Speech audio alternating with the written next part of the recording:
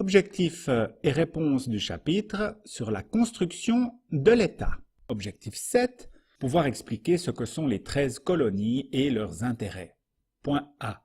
13 colonies sous domination anglaise existent sur la côte est de l'Amérique du Nord. Point B.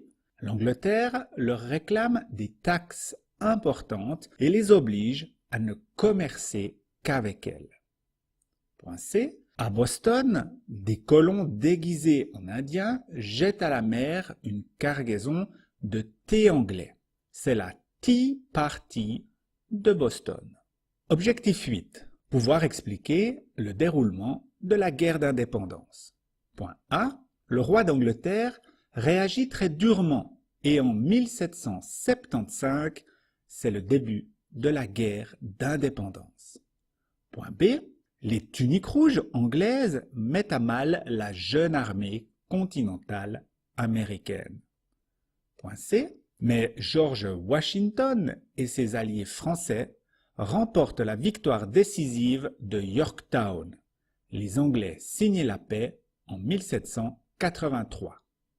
Objectif 9. Pouvoir expliquer en quoi consiste la déclaration d'indépendance.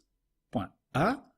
L'indépendance américaine avait été déclarée avant par les colonies, dès le 4 juillet 1776. Point B.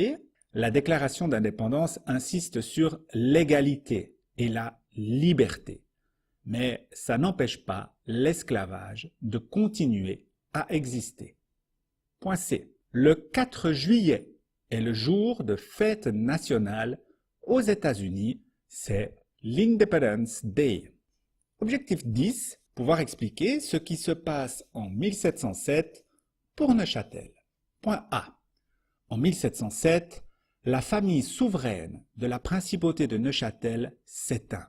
Il faut choisir un successeur. Point B. Louis XIV est candidat, mais il a le désavantage d'être proche et on craint sa volonté d'expansion.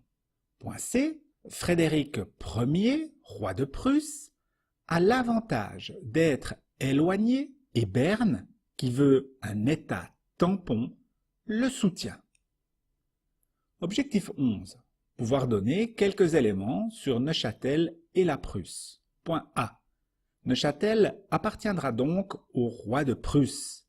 Il faudra attendre 107 ans, 1814, pour qu'un premier roi y vienne en visite.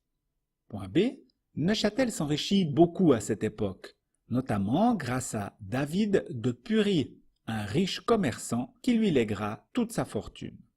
Point C. La principauté compte environ 25 000 habitants début 1700 et près du triple vers 1850. Objectif 12. Pouvoir donner quelques éléments sur le Locle au XVIIIe siècle.